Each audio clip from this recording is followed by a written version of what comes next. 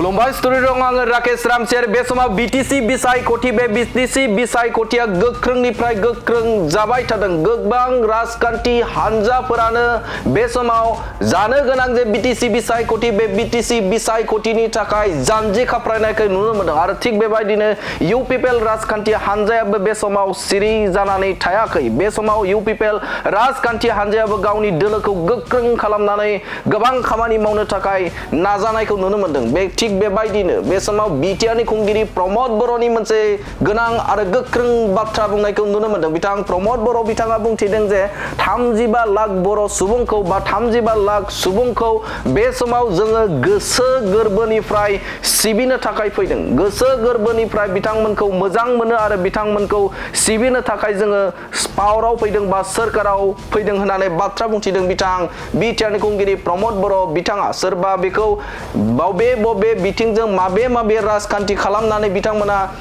राजखान्थियारि जे नावखौ जावलांनो सानदों बिथांमोननि बाथ्रा। नाथाय बे समाव 35 लाख सुबुंखौ सिबिथाय होनो थाखाय इउपिपिएलआ साखाफारा जादों आरो इउपिपिएलआ गोसो गोरबोजों बिथांमोनखौ सिबिनो थाखाय बे समाव जानजि खाफ्रादों होननानै बाथ्रा बुंथिदों। आरो बे समाव सुबुंखान्थि हादोराव बे रायजो राजाफोरानो राजा आरो रायजो राजाफोरनिफ्राय जाय गोसो गोरबोजों खामानि मावगोन बिथांमोनखौनो अनसायगोन होननानै बाथ्रा बुंथिदों बिथां बिटिआरनि गाहाय मावफुं सोद्रोमा प्रमद बर' बिथाङा। आरो बिथाङा रोखा बाथ्राखौ बुंथिदों जे फैगौ बिसायख'थिनि थाखाय जोङो जोबोदनो मोनसे साखाफारा जानानै दं होननानै बाथ्रा बुंनायखौ नुनो मोनदों। राजनीतिर पाकघरটো কোনটো হয়, ৰাজনীতিৰ বাহিৰৰ ঘৰটো কোনটো হয়, আমি এতিয়া নিজৰ জন্মস্থানত নিজৰ জাগাত নিজৰ মা দেউতাক সেৱা কৰিবলৈ ওলাই আহিছোঁ।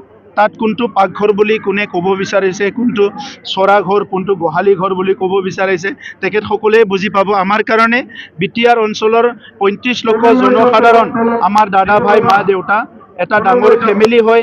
তেখেতসকলে বাহিৰত থাকে, ভিতৰত থাকে, আন্ধাৰত থাকে, বাহিৰত থাকে, চবকে আমি নিজৰ পৰিয়াল বুলি ভাবোঁ। গতিকে যোনে নতুন সংজ্ঞা ওলাইছে, নতুন শব্দ ওলাইছে তেখেতসকলেহে বুজি পাব। গণতন্ত্ৰত ৰাইজে ৰজা আৰু ৰাইজৰ লগত যোনে থাকিব পাৰে, ৰাইজক যোনে সেৱা কৰিব পাৰে সিয়ে মৰম পায়, এই কথা মই বুজি পাওঁ।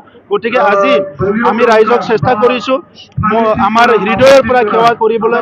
আমি চেষ্টা কৰিছোঁ বড়োলেণ্ড অঞ্চল ৰাইজক আমাৰ হৃদয়ৰ পৰা মৰম কৰিবলৈ। আমি চেষ্টা কৰিছোঁ বড়োলেণ্ড অঞ্চল ৰাইজক আমাৰ হৃদয়ৰ পৰা আমি শ্ৰদ্ধা কৰিবলৈ। গতিকে এই ক্ষেত্ৰত কোনটো পাকঘৰ, কোনটো গোহালি ঘৰ কোনে কৈছে তেখেতসকলে বুজি পাব, আমি বুজি নাপাম।